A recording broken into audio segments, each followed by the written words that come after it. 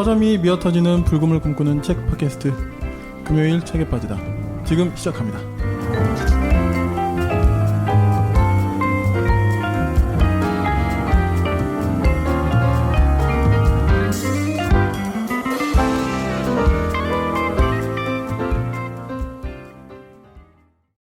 네, 안녕하세요. 불금 PD입니다. 지난 시간에 이어서 2부 저희 정명섭 작가님과 계속 이야기 나눠보려고 합니다. 2부에서는요 작가님의 신작 저수지의 아이들에 대해서 제가 오늘 이야기 해보도록 하겠습니다. 이 작품은 좀 어떻게 구상하시고 좀 시작하시게 된 작품이신가요? 뭐 사실 책마다 다 의미가 다 있긴 하죠. 네. 뭐 있긴 한데 이 책은 좀 특별한 게 제가 작년 여름이었나요? 이제 강의를 이제 광주랑 화순에 강의가 잡혀 있었어요. 거의 네. 비슷한 날짜에. 그래서 광주에서 이제 강의를 하고 1박 한 다음에 이제 화순을 내려갔었는데 화순으로 내려가는 중간이 이제 주남마을이 있었어요. 왜냐면 그 고속도로 중간에 있으니까. 그래서 마침 버스 정류장 거기서 이제 갈아타야 되기도 하고 해서 이제 가봐야겠다라고 생각해서 이제 그 버스에서 내려서 남는 시간에 그 주남마을 이제 도로 맞은편에 있었거든요. 주남마을에 들어가 봤는데 뭐라고 해야 되지? 그 물론 뭐 광주 민주항쟁에 대해서 많이 알고 있었고 뭐 사진이라든지 기록물에 대해서 많이 보긴 했지만 그거랑 또 현장에 가서 봤을 때 느낌이랑 차이가 굉장히 많이 나더라고요. 그래서 이제 마을 입구에 있는 위령비라든지 이제 그 관련 기록들을 보고 안쪽에 들어가면 이제 공수부대 주둔지에 또 하나 비석이 있거든요. 그 비석을 찾아가는데 그 마을 안쪽에 들어가는데 이렇게 그 사실 산 속으로 들어가면은 많은 소리들이 들리거든요. 뭐 새 소리도 들리고 뭐 그렇죠. 들리는데 그 지역만 좀 고요하더라고요. 아무 소리도 안 들리고 약간 진공 상태인 것 같고 그래서 뭐 이제 그 위령비를 보고 나서 이걸 사람들한테 어떻게 알려줘야 될까라는 생각을 좀 가지고 있다가 마침 이제 출판사에서 이제 그 책을 내고 싶다고 했을 때 이 주제를 제안했고 출판사에서 해보고 싶다고 해서 이제 글을 쓰게 됐던 거였죠. 네.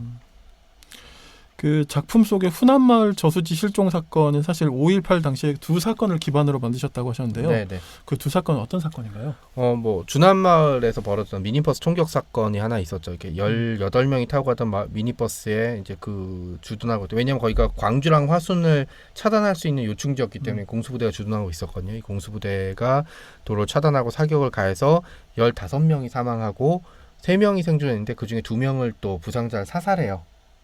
네, 그래서 생존자는 여고생 1명밖에 없었죠. 네. 그 사건은 이제 주남마을 미니버스 총격 사건이라고 부르고 있고요. 또 하나는 이 부대가 이렇게 사건을 친 부대가 이제 이동을 하다가 그 같은 편끼리 5인 사격을 하게 돼요. 같은 편끼리요? 네, 그래서 이제 그 사망자들이 발생하고 여기에 대한 보복으로 인근 마을 주민들을 사살한 사례들이 굉장히 많이 나오고 있거든요.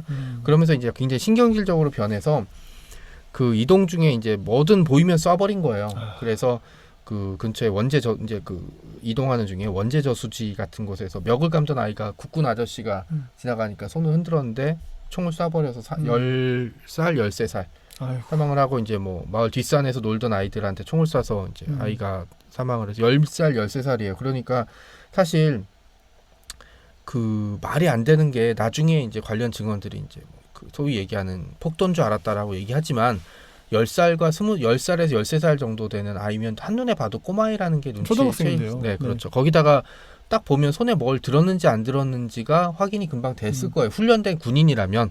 그러니까 이거는 그냥 눈에 보이는 대로 그냥 쏴버린 그렇죠. 거였거든요. 전혀 뭐라고 해야 되지? 그 변명의 여지도 없는 이런 일들이라. 근데 이제 이 사건 얘기했듯이 앞서 말씀드렸듯이 내가 이걸 다루고 싶다고 이 사건을 그대로 다룬다는 건 관련 피해자들에게 또 하나의 트라우마를 줄 수 있는 문제거든요. 그래서 지금 사실 스톱한 것 중에 하나가 그 가습기 이 문제 있잖아요. 이것도 네. 제가 다뤄보고 싶었는데 사실 계속 못 다루고 있는 게 제가 얘기를 하게 되면은 이제 그 피해를 받으신 분이 트라우마를 또 건드릴 수 있기 때문에 손을 못 대는데 이것도 어떻게 해야 될까 하다가 그러면 두 개의 사건들을 섞고 뭐 물론 주남마을이긴 하지만 이걸 좀 다른 마을로 좀 바꿔서 좀 그렇게 해야지 좀 다른 얘기들을 넣을 수 있을 것 같다는 생각도 좀 들어서 그렇게 이제 좀 가공 과정을 거쳤습니다. 네. 네. 저는 이제 이 책을 읽기 전에 그 작품 전체 그 시간 배경이 그냥 딱 80년 5월일 거라 생각하고 약간 좀 긴장을 하게 되더라고요. 네. 근데 이제 그런 건 아니었고 현대의 한 남자 중학생을 주인공으로 이제 설정을 해서 네. 오늘날의 5.18을 둘러싼 갈등과 오해를 굉장히 정면으로 딱 이렇게 다뤄주시는 것이 굉장히 인상적이었어요. 좀 어처구니 없는 게 5.18 광주 민주항쟁에 대해서 뭔가 의심스러운 구석이 있다. 뭔가 이제 뭐 북한과 연관이 있는 거 아니냐라는 식의 얘기들을 하는 사람들을 볼 때마다 좀 울분이 많이 느껴질 때가 좀 많이 있거든요. 물론 뭐 자유민주주의 국가에서 뭐 내가 하고 싶은 얘기 못하냐라는 얘기는 하지만 사실 그렇게 얘기하는 사람들 자체가 상당수가 반대되는 생각을 가지고 있거든요. 뭐만 이상한 얘기하면 빨갱이다라는 식으로 얘기했던 사람들이 사실은 자유민주주의 국가 체제에서 누리고 싶은 것들 너무 빨리 누리고 있다고 저는 생각을 하고 있거든요. 그런 문제들에 대한 얘기고, 또 하나 문제가, 제가 학부모님들 만나거나 선생님 만날 때 얘기를 많이 하는데, 예전에는 이 정보를 접할 수 있는 수단이 굉장히 제한적이었잖아요. TV도 그렇죠. 채널이 몇 개 없었고 신문도 몇 개 없었고, 그 외에는 사실은 대중적인 정보를 이제 정보를 얻을 수 있는 데가 없고, 그다음에 이게 텍스트 위주였기 때문에 그 나이가 많거나 경험이 있거나 사회 경험이 많게 되면 훨씬 더 받아들이기가 쉬웠거든요. 옛날 신문들은 가로에다 세로에다가 한문이 들어있기 때문에 어린아이들이 읽기가 적당하지가 않았거든요. 그렇죠. 많지도 않았고, 그래서 정보라는 게 사실은 이제 나이 순이나 아니면 도시별로 이렇게 집중돼 있었다면, 최근은 이 유튜브라는 변수가 생겼어요. 온라인과. 그래서 사실 영상이라는 거는 성별이나 나이에 상관없이 많이 보면 많이 볼수록 직관적으로 이해도가 높아지거든요. 그거는 이제 사실 우리들 같이 나이 든 사람들한테 보다는 이제 유튜브에 훨씬 익숙한, 저도 요즘은 뭔가 검색할 때 포털을 쓰고, 국내 포털을 쓰고 있긴 하지만 아이들의 대부분은 이제 유튜브를 통해서 검색을 하고 있거든요. 그렇기 때문에 정보라는 게 이제 지금 세상에서는 나이가 어리다거나 아니면 도회지가 아니라거나 이게 정보가 전달력이 떨어지지가 않아요. 오히려 우리들보다 더 많은 정보를 아이들이 받을 수가 있는데, 문제는 걸러지는 과정을 거치지 않. 유튜브라는 게 뭐 해보시면 알겠지만 굉장히 자극적인 쪽으로 해야지만 이렇게 사실은 인기를 끌 수 있기 때문에, 또 비슷한 영상이 계속 또 알고리즘 추천이 되니까요. 네, 그렇기 때문에 사실은 잘못된 정보를 사실이라고 믿게 되는 케이스가 굉장히 많고요. 저는 온라인이 이제 인류의 발전에 그 지대한 영향을 끼쳤다고 생각하지만, 늘 하는 얘기지만 결정적인 문제가 하나 있어요. 적당한 표현인지 모르겠습니다. 또라이들을 다 밖으로 끌어낸 거예요. 예전에는 이제 소위 얘기하는 그 미친 사람들이 세상에 누가 또 나 같은 사람이 있을지 모르니까 좀 웅크리고 살았다면, 이제 온라인의 세계에 들어가면 나보다 더한 놈들이 많거든요. 그러니까 일종의 뭉치게 된 거죠. 뭉치게 되면서 더 영향력이라는 게 존재해버린 세상이 돼버린 거죠. 그래서 유튜브에서도 상당히 많이 찾아볼 수 있으실 거예요. 5.18 광주에서는 북한군이 광주 민주항쟁 사실 북한의 배우가 조종했다. 북한군 탈북자가 증언했다. 그 다음에 뭐 이거는 조직적인 폭동이다. 라는 식의 얘기들을 굉장히 많이 하고 있거든요. 이게 그리고 사그러지지 않는 건 결국 유튜브나 온라인이 가지고 있는 그 나쁜 점을 고스란히 보여주고 있다고 생각하기 때문에 거기에 대한 일종의 어떤 방벽, 뭐 그런 한번 제동을 걸어보고 싶은 생각이 좀 있었습니다. 네. 단순히 그냥 이게 청소년 소설의 느낌으로 쓰여져서라기보다는 그 5.18 광주 민주화 운동에 대한 오해와 왜곡을 굉장히 바로 잡아주고 싶다. 이런 의지가, 저는 작가님의 의지가 좀 강하게 느껴졌었어요. 그러니까 사실 상식적인 지식이 있다면 광주 5.18 항쟁에 대해서 뭐 별다른 이의를 제기할 수 있다고 생각하진 않아요. 왜냐하면 이게 만약에 북한의 개입이 있었다거나 뭐가 있었다면 전두환 정권이 노태우 정권 때 가만히 있지는 않았을 거거든요. 그럼요. 예, 당연한 얘기고, 뭐 북한 개입설에 대한 얘기는 솔직히 그 얘기를 하면은 당시 대한민국 정부에서 뭐 전두환 신군부였겠죠. 광주, 대한민국 남쪽에 있는 광주라는 지역에 북한군 수백 명이 들어왔다가 빠져나간 거를 캐치를 못했다면, 이거는 정말 국가를 쿠데타를 왜 일으킨 거예요? 네. 북한을 막기 위해서 쿠데타를 일으켰다고 해놓고서는 유린된 거잖아요. 거기다 북한이 그 사실에 대해서 일절 얘기 안 했다는 건 이해가 되지만, 뭐 나머지 얘기들도 말이 안 돼. 뭐 예를 들어 탈북자가 증언했다라고 얘기하지만, 사실 북한에 대해서는 우리들이 더 잘할 수도 있어요. 왜냐면 북한은 여행의 자유도 없고 정보가 우리처럼 원활하지도 않은 지역이거든요. 이번에 김정은 사망소동에서 알 수 있었듯이, 그렇죠. 북한에서 지냈다 왔다고 북한 얘기를 우리보다 잘한다는 거는 망상에 가깝거든요. 그런 문제들이 있기 때문에, 근데 이런 게 사실은 얘기를 해주면 설득이 돼야 되는데 계속 다른 데로 도망가는 거예요. 예, 그래서 뭐 이런 것들 얘기하는 사람 영상만 본다든지 하기 때문에, 뭐 그렇게 넘어간 사람들은 어쩔 수 없지만, 사실은 이제 한참 가치관을 키워야 되고 역사관 세워야 되는 청소년들에게는 한번 얘기를 좀 해보고 싶었어요. 네. 실제로 청소년들에게도 그런 갈등들이 굉장히 많을 거고, 자신의 이야기를 굉장히 많이 잘 받아들일 거라는 생각이 좀 들더라고요. 읽으면서. 네. 그 처음에 첫 번째 챕터 제목이 7시거든요. 이게 음. 무슨 뜻이냐면은 시계 방향 7시가 전라도 네. 방향이잖아요. 네. 그래서 이제 전라도 사람들을 지칭하는, 정확히는 좀 비하하는 용어죠. 그렇죠. 왜냐하면 7시 자체는 뭐 별 뜻이 없을 수도 있는데, 예를 들어 조센징, 이게 조선인이란 뜻인데 이게 욕설이나 비하가 된 거는 조센징 다음에 나온 얘기들이 좋은 얘기가 없기 때문이거든요. 맥락에서. 네. 뭐 7시도 마찬가지고 음. 출판사에서 7시라는 얘기를 못 알아들은 거예요. 음. 그리고 이제 자기는 이런 게 있었어요라고 얘기를 하는데 사실 굉장히 광범위하게 퍼져 있어요. 우리가 생각하는 것보다.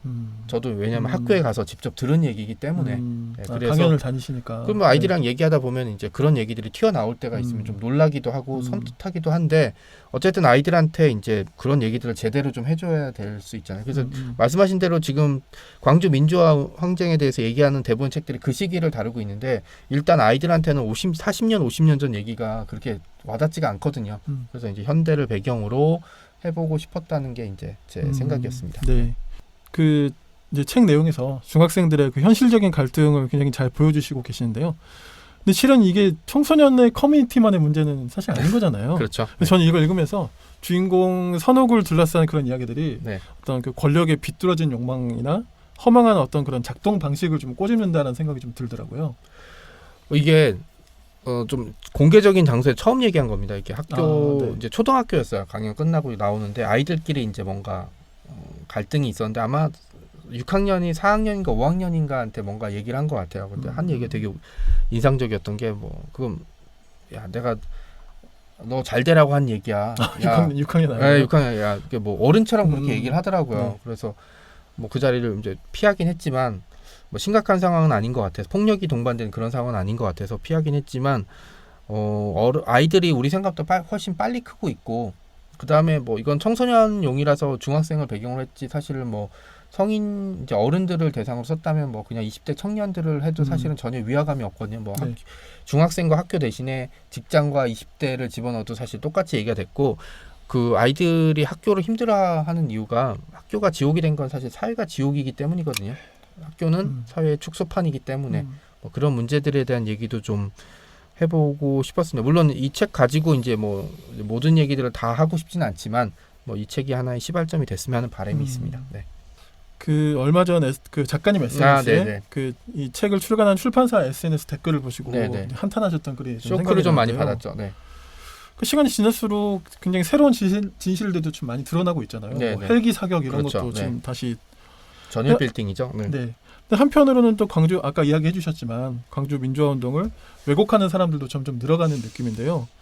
이렇게 많은 역사서를 좀 출간하신 작가님으로서 이런 현실들을 좀 계속 바꿔 나가야 될 텐데, 좀 어떻게 할 수 있을까요? 그냥 네. 조금 아니 진짜 농담이 아니라 전 뭐 사실은 그런 얘기를 가지고 일종의 뒷담화라고 생각하기 때문에 잘 얘기를 안 하는데, 댓글이 이제 너무 보기 싫어서 그냥 차단을 시켜버리니까 댓글이 다 안 보이는데, 5개, 10개 미만의 댓글이 달렸을 때 상당수가 상당수가 이거 폭동인데 뭐 무슨 이런 걸 가지고 무슨 진실이라고 얘기해, 이런 식의 얘기들을 한 건 좀 놀란 게, 사실 익명의 공간에서 충분히 얘기할 수 있죠. 하지만 저기 페이스북이라서 자기 페이스북 로그인에 들어가기 때문에 누르면 그 사람 페북으로 들어갈 수가 있거든요.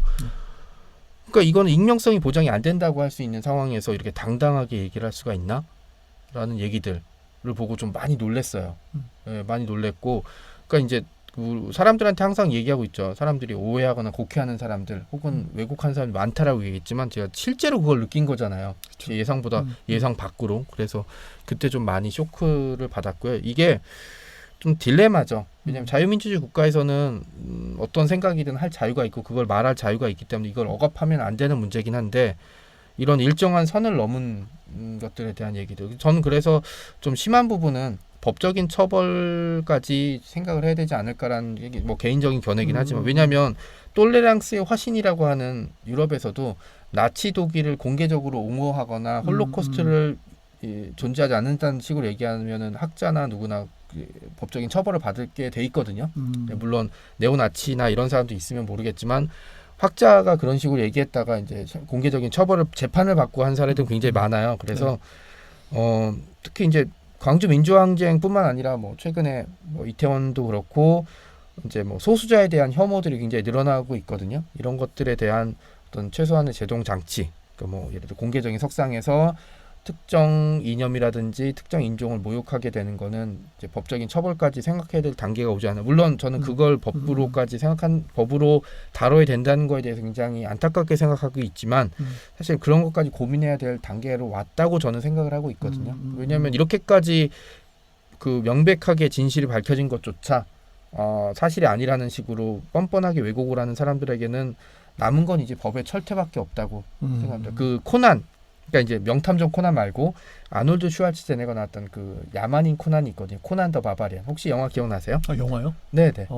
잘 모르겠는데. 공부만 하셨구나. 그건 아닌데. 아놀드 슈왈츠제네가 이제 우통 벗고 나왔던 네네. 그 이제 판타지 영화가 있어요. 그 네. 주인공 이름이 야만인 코난이거든요. 이게 이제 영화로도 잘 알려졌지만 서양에서는 소설로 굉장히 유명한데 유명한 대사가 하나 있어요. 문명인들이 타인을 모욕하는 건 내 머리에 도끼가 떨어지지 않기 때문이다 라는 얘기를 했어요. 네, 그러니까 이제 자신이 상대방한테 상처를 주거나 모욕을 줘도 최근에 그 아파트 경비원에게 갑질을 해서 했던 분도 결국은 뭐 내가 이렇게 갑질해도 네가 나한테 뭘 할 수 있겠어 라는 식의 그런 기저에 깔려있는 거. 만약에 이 사람이 날 찾아와서 나와 내 가족을 해칠 수가 있다든지 아니면 내가 이걸 잘못하면 내 인생이 망가질 수 있다라는 생각을 했다면 그런 식의 잔인한 짓을 못했겠죠. 그래서 저는 그런 식까지 좀 논의해야 될 단계가 온 것 같아요. 네. 뭐 창작의 자유라든지 개인의 자유도 중요하지만 그게 타인의 명예나 명예를 훼손해도 되는지까지는 좀 생각을 해봐야 되거든요. 네. 금요일 밤에는 모두 책에 빠져봐. 풍부한 지식은 오늘 우리의 사냥감. 더 나은 세상이 다가오기를 바라는 그대가 이 시대의 진정한 철학자. 근데 아까 강연 이야기를 좀 하셨는데 강연을 통해서 그렇게 그 중학생 뭐 중고등학생들의 어떤 정서를 좀 많이 접하신 게 좀 책을 쓰실 때도 좀 도움이 많이 영향을 좀 받으셨겠네요. 결정적이었죠. 아니었으면은 사실은 쓰지 못했던가 아니면 저도 그냥 1980년 그때를 배경으로 썼을 것 같아요. 근데 아이들은 그 시대엔 전혀 관심이 없거든요. 남의 얘기자 내가 관심을 기울일 얘기 아니고 뭐 당연한 그렇지. 얘기죠. 네. 네, 그래서 현대를 배경으로 했던 거, 그다음에 중학생이나 처음엔 고등학생으로 생각했지만 사실은 중학생으로 낮췄는데 그런 학생들을 주인공으로 했던 것도 사실은 강연 때 만났던 아이들. 뭐 대부분의 아이들은 정말 좋은 아이들이었고 그다음에 그런 생각을 가진 아이들도 사실은 저 같은 외부인한테 그 얘기를 다 공개하진 않죠. 네, 그러긴 하지만 이 아이들에게 조금 더 접근할 수 있는 방법이 뭐가 있을까라는 생각들. 왜냐하면 기억나시겠지만 그 청소년은 또래 집단들끼리 쓰는 공유하는 정서와 그 정서가 바탕이 되는 은어들이 있어요. 네, 뭐 그렇게 되고 우리 때도 그랬고 뭐 네, 그렇죠. 요즘 아이들은 우리 때랑 다르네라고 하지만 다 거짓말이에요. 네, 사람들의 정서와 시기에 맞춘 어떤 그런 것들은 뭐 1980년대나 조선시대나 뭐 석기시대나 지금이나 표현 방식이나 기록이 어떻게 남느냐에 따라 다르지 똑같다고 생각하거든요. 그렇기 때문에 그 아이들을 변화시키는 건 불가능하고요. 거기에 맞춘다는 노력을 하는 게 우리들이 해야 될 노력이라고 생각합니다. 제가 그 한 온라인 서점에 댓글에서 좀 재밌는 내용을 봤는데요. 네네. 어떤 어머니신가 봐요. 네. 그래서 이제 이 책을 네. 저수지 아이들을 이제 접하고 자기 아들, 중학생 아들에게 한번 읽혀줬다. 초등학교 6학년이었나 하여튼 그 정도 또래인데요. 네네. 많아야 중학생이었던 것 같은데 그 친구가 쓴 글을 같이 올리신 거예요. 네네. 근데 그 보면 참 재밌는 게 그 뭐지? 어떤 식으로 좀 접근하냐면 아까 방금 작가님께서 네. 언급을 해주셨는데 뭐지? 굉장히 힘들고 네네. 무서운 시절이었고 네. 그런 게 있었구나. 지금은 그래도 조심하면 앞으로 이런 세상은 없겠지? 네네. 나는 그럼 안전할 수 있겠지? 네네. 이런 식으로 이제 하는데 정말 그 40년 전 사건이 네. 이렇게 와닿지 않는 게 너무 당연한 그럼요. 네. 거고 물론 이제 아직 그 글이나 어떤 말로 자신을 표현하는 것에 있어서 익숙치 않은 네네. 딱 그런 시기인 거잖아요. 그래도 이제 자기가 뭔가 느낀 것도 있으면서도 한편으로 그런 아까 이야기하셨던 괴리가 좀 같이 담겨 있는 글을 보면서 좀 재밌다는 생각이 근데 들더라고요. 사실 굉장히 크게 깨달은 게 그렇죠. 내가 이제 앞으로 조심하면 이런 것도 안 겪겠지. 왜냐하면 사람들이 역사를 공부하고 파악하는 이유 중에 하나가 실수를 반복하지 않기 위해서거든요. 네, 그렇죠. 우리가 일제강점기나 아니면 한마를 이제 보고 배운 이유가 그 시기를 또 겪지 않기 위해서잖아요. 그래서 비슷한 징조들이 나오면 이때 과거에 이렇게 판단해서 이런 결과가 있었으니까 다른 결정을 내려야 된다라는 식의 프로세스가 일종의 작동하기 때문에 뭐 그 판단이 굉장히 나은 거죠. 왜냐하면 우리가 광주 민주화 항쟁에 대해서 연구하는 이유는 다시 독재 정권이 나오면 이런 식의 비극을 겪을 수 있기 때문에 독재 정권이 나오게 되면 우리는 온 국민이 똘똘 뭉쳐서 저항해야 된다라는 결론이 나올 수 있거든요. 저는 그래서 촛불 뭐 박근혜를 몰아냈던 결정적인 요인도 그런 비극을 겪지 않겠다. 내 아이들에게는 이런 세상을 물려주지 않겠다는 사람들의 마음이 모여서 나온 이제 결과물이 아닐까 싶습니다. 네. 사실 정의라는 게 되게 거창한 게 아니라 자기와 자기 주변을 지키고자 하는 그런 의지가 사실 발현됐을 때 더 강력하게 오히려 좀 작동하는 것 같다는 생각도 들고요. 광주 민주항쟁 때 이제 사실은 많은 자료들을 보고 하지만 저는 가장 용감하고 이해가 제 기준으로 이해를 못했던 결정 중에 하나가 시민군이 저항을 결정했을 때였어요. 도망치거나 숨거나 아니면 빠져나가거나 뭐 항복했으면 괜찮았을 텐데 그런 불구하고 뭐 당연히 안 될 거라는 건 알고 있었겠죠. M16이나 그렇죠. 장갑차를 가지고 있던 공수부대에게 칼빈총 정도가 무슨 저항 수단이 될 수 있겠어요. 그럼에도 불구하고 저항을 하기로 했던 결정은 자신과 자신의 가족, 자신보다는 자신의 가족을 지키기 위한 결정이었었고요. 그게 이제 결국은 현대 대한민국의 그 독재자들이 1980년대 기점으로 사라지고 이후에 나타나지 않게 된 가장 결정적인 무기라고 생각을 하게 되거든요. 네, 그런 측면에서 저는 앞으로 광주 민주화 항쟁이 더 많이 조명되고 기억이 돼야 된다고 생각을 합니다. 네. 아직도 사실 드러나지 않은 진실도 많고 계속 지금도 찾아내기 위한 작업들이 진행 중이잖아요.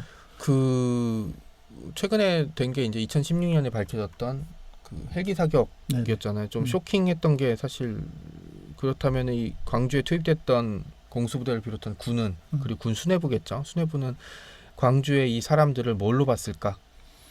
네, 그냥 폭도 무장을 한 폭도 그 정도가 아니라 소멸시켜야 될 적군 이런 걸로 봐야 됐던 거. 왜냐하면 헬기에서 사격을 한다는 얘기는 뭐 M60이라든지 아니면 뭐 코브라 헬기 같은 경우는 12.7mm나 20mm 기관포를 사격을 해야 되는데 농담이 적당할지 모르겠지만 이건 스쳐도 사망이거든요. 그렇죠. 이런 문제이기 때문에 이런 무기들 뭐 최근에 그리고 이제 이거 좀 더 조사를 해봤는데 화염 방사기가 동원됐었다는 얘기도 있었고 이런 문제들에 대해서는 사실 당시에 물론 뭐 자위권을 발동했다 상부의 명령이었다라는 식의 얘기들을 하고 있긴 하지만 그리고 이제 또 그 광주에 투입됐던 군인들 역시 희생자 중에 하나라고 얘기는 하고 있지만 그런 얘기들도 있긴 하지만 저는 이런 걸 볼 때마다 사실 숨이 좀 막히죠. 그래서 많은 사람들이 미국이랑 이런 나라랑 비교해서 우리나라 군을 사람들이 좀 우습게 보고 있다라고 얘기를 하고 있지만 사실 이렇게 따지게 되면 군이 자초한 측면이 없진 않죠.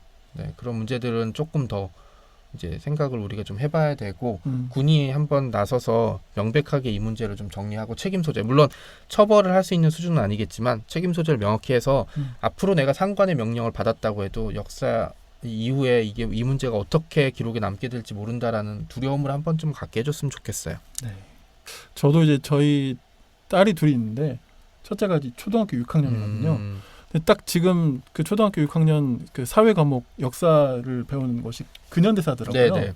그래서 지금 이제 온라인 수업하고 있는데 그 딱 이 대목 네네. 뭐 4.19부터 네. 5.18 네. 그리고 뭐 6월 항쟁까지 네네. 쭉 이렇게 배우더라고요. 그래서 가족들이랑 같이 뭐 그런 관련된 영화를 보기 이런 것도 하고 그랬었는데 저희 그래서 딸한테도 한번 뭐 초등학교 6학년 좀 그렇죠. 있으면 중학교 올라가니까 읽히고 싶더라고요. 뭐 잔인한 장면이 나오진 않으니까 뭐 이게 당연히 눈높이에 맞췄던 거고 꼭 이 말씀을 드리고 싶었던 게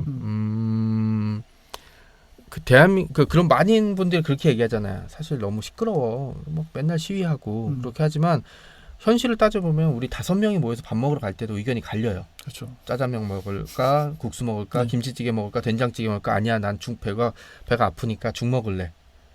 사람들 심성이란 게 이렇거든요. 뭐 그래서 통일된 의견이란 건 존재할 수도 없고 존재해서도 안 돼요. 인간이라는 존재가 있다면. 그런데 이거를 모은다는 이유 가지고 독재라는 게 사실은 그런 사람들의 생각 강제로 하나로 조정을 하게 만드는 거고 여기서는 사실은 삐걱할 수밖에 없어요. 그리고 이제 이 생각의 자유를 찾아주기 위해서 수많은 사람들이 노력을 했던 게 이제 대한민국 현대사의 이제 주요한 사건들 중에 하나였었고요. 그게 어렵게 해서 우리가 민주화를 쟁취하고 있고 지금은 사실 뭐 우리가 여러 가지 뭐 얘기들을 많이 하고 있잖아요. 뭐 한류라든지 뭐 기생충이 아카데미상을 수상했고 이런 얘기를 하지만 저는 대한민국이 전 세계에 자랑해야 될 가장 큰 자랑거리는 독재 정권에서 벗어나서 민주정, 아시아에서 가장 강력한 민주주의 국가를 구축했다는 거. 그리고 이런 상황에서 대통령이 잘못된 결정을 내리거나 권력을 남용하게 되면 국민들이 나서서 끌어내릴 수 있다. 그 촛불 시위를 했던데 굉장히 중요했던 게 뭐냐면 사상자가 별로 없이 법적인 체계를 밟아가면서 대통령을 탄핵했던 거잖아요. 이거는 대한민국의 민주화가 얼마나 잘 시스템이 작동되고 있는지를 보여주고 있는 사례라 저는 이게 사실은 가장 자랑스러워해야 될 대목이 아닌가 싶습니다. 그리고 그 시작이 아마 광주 5.18이 있겠죠. 네. 그 사실 나중에 이제 뭐 그런 문서도 발견되고 그렇잖아요. 네네. 국내에서 뭐 계엄령을 발동하고 말도 안 되는 네, 일이죠. 그러니까 네. 뭐 일어나지 않은 일 가지고 뭐 그러냐 뭐 그런 이야기를 할 수도 있겠지만 네. 그렇게 거의 공식 문서화되고 네. 했다는 것은 거의 준비 직전까지 갔다고 봐야 되는 거잖아요. 제가 이제 그 좀 코웃음 쳤던 이유가 뭐냐면 제가 93년 정도에 이제 입대를 하고 이제 있었는데 그때 제가 강원도 끄트머리에서 있었는데 그때 되게 재밌는 소문이 하나 돈 적이 있어요. 훈련을 할 때 보통 훈련 나갈 때 그냥 대충 하고 하는데 갑자기 이제 실전과 같은 훈련을 한다고 실탄을 나눠주기 시작한 거예요. 실탄을요? 네, 이제 뭐 네, 그래서 네, 이제 왜냐면 뭐 탄띠 몇 발을 받고 이런 게 있으니까 그래서 정말 헛소문인데 쿠데타를 일으켜서 우리가 동원되는 거 아니냐는 소문이 돈 거예요. 근데 강원도 끝에 있었는데 그래서 이제 지금이라면 택도 없는 얘기지만 그때는 사실 정보가 제한돼 있었으니까 그래서 그 소대원끼리 모여서 회의를 한 적이 있었어요. 어떻게 할까? 결론이 뭐냐면 일단 탄은 받고 만약에 뭐 쿠데타 할 때 보면 뭐 누가 올라가서 막 쿠데타를 일으켜야 된다고 할 때 그때 쏴버리자는 거였어요. 일단 탄은 받아야 되니까 정말로 진지하게 논의를 했었거든요. 당시에는 그럴 수 있을 것 같아요. 네. 네, 그런데 이제 소대장이 지나가다 그 얘기를 들은 거예요. 그래서 우리 물어봤죠. 어떻게 할 거냐 그랬더니 뭐 나도 너희들이랑 똑같이. 네, 그러니까 사실은 군이 지금 쿠데타를 일으킬 수 있는 상황은 아니긴 해요. 말도 안 되는 얘기라서 일부에서 그 얘기는 하지만 중요한 거는 이거를 일부에서 모의를 했다는 거잖아요. 그렇죠. 물론 군대는 모든 상황을 다 이제 그 예상을 해야 되는 게 맞지만 그 안에서 군대가 쿠데타를 일으킬 수 있다는 건 전혀 예상을 해야 돼서는 안 되는 거거든요. 그럼요. 네, 그런 거고 그게 또 문제가 됐던 게 군의 쿠데타를 막기 위해서 존재하는 게 기무사였는데 기무사가 주축이 됐다는 얘기는 군대 일부에서는 아직도 1980년에서 벗어나지 못한 사람들이 있었다라는 얘기잖아요. 그러니까 그 똑같은 작동 방식이 그렇죠. 물론 말도 안 되는 얘기라고 하고 그렇죠. 있고 망상이라고 하지만 중요한 건 이게 실제가 되면 망상이 될 수가 없는 거죠. 망상이 될 수 없는 문제라서 저는 이 문제에 대해서 지금 너무 유야무야 넘어갔어요. 이제 더 조사를 해봐야 되고 여기 관련된 사람들은 강경하게 처벌해야 된다고 생각을 합니다. 아마 반란죄면 총살이죠? 네, 뭐 하여튼 네. 가장 강력한 그럼요. 네. 이게 본보기라는 문제에 대해서 별로 좋아하진 않지만 기록을 남겨야 되잖아요. 그래야지 나중에라도 그런 얘기를 누구 할 때 밑에 실무자들이 몸을 사리죠. 뭐 명령대로 했다는 얘기가 더 이상 방패막이가 안 될 때 사람들은 정의 편에 설 테니까. 네. 어쨌든 우리 현대사의 그런 시간들이 뭐 길다고도 볼 수 있지만 사실 유럽에 비하면 굉장히 짧은 시기잖아요. 네. 그래도 사실 이 짧은 시간에 엄청난 격동을 거치면서 여기까지 올 수 있었던 것은 빨리빨리죠. 그런 국민성도 한몫한 것 같고 이게 뭐냐면 되게 재밌는 게 삼국시대 때 그 삼국에 대한 기록이 가장 많은 건 사실 중국이에요. 중국의 25사의 이제 삼국시대 관련 기록들이 나오는데 고구려 사람들 기록도 제일 많이 나오거든요. 어쨌든 접해 있으니까 이때 이제 중국인들이 고구려인들을 봤을 때 특징이 몇 가지 있어요. 길을 걸으면서 노래한다. 장례식장에서 밤새 춤추고 노래를 부른다. 걷는데 뛰는 것 같다. 빨리빨리 성미가 급하다.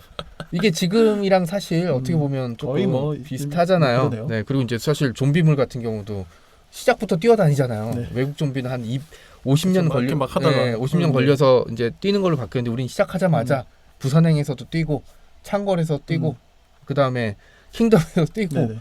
이런 거라서 이런 빨리빨리 결정을 이게 왜냐면 우리는 어쨌든 빨리 결정을 내리지 않으면 생존할 수 없기 때문에 그런 것들이 좀 한몫을 하지 않았나 싶습니다. 네. 어쨌든 촛불 이야기도 해주시고 저희가 5.18 이야기 나눴지만 역사 속에서 어쨌든 저희도 조금씩 배워나가고 있고 그런 점들이 이제 뭐 길게 봐서는 결국 또 역사는 진보해야 되고 또 그렇게 하고 있지 않나 그런 생각이 들기도 하고요. 사실 역사의 원동력이 누구냐, 역사의 주체가 누구냐라는 얘기 되게 많이 하잖아요. 특히 최근에 민중주의적인 사관에서는 이제 모든 민중들의 힘과 역량이 모였다라고 얘기하고 저도 그 생각이 맞다고 생각하지만 가끔은 소수의 인간들의 희생과 도전으로 역사가 바뀌는 순간이 굉장히 많습니다. 서프러제트의 그 여성들, 특히 그래서 저는 항상 얘기하는 게 대한민국의 현대, 특히 민주화 과정에서 있어서 대한민국은 1980년의 광주에 굉장히 많은 빚을 지고 있습니다. 예, 그런 점을 좀 잊지 않으셨으면 하는 바람이 좀 있고요. 제가 군대 처음에 가려고 했을 때 그때 이제 그 공장에서 일했거든요. 사진 공장에서. 그래서 이제 뭐 군대 가야 되니까 사표를 내고 했더니 누군가 그 얘기를 한 거예요. 군대 가서 전라도 사람들을 조심하라고. 그래서 어린 나이에는 몰랐으니까 왜요? 라고 했더니 야, 겉으로는 잘해주는데 어떻게 배신할지 몰라 이런 식으로 얘기한 거예요. 그래서 바짝 긴장했죠. 그래서 갔더니 막상 그런 게 없었어요. 뭐 그냥 잘해주는 사람과 잘 안 해주는 사람이 있었지만 그게 지역적인 차별이 그렇죠. 있지는 않았거든요. 네.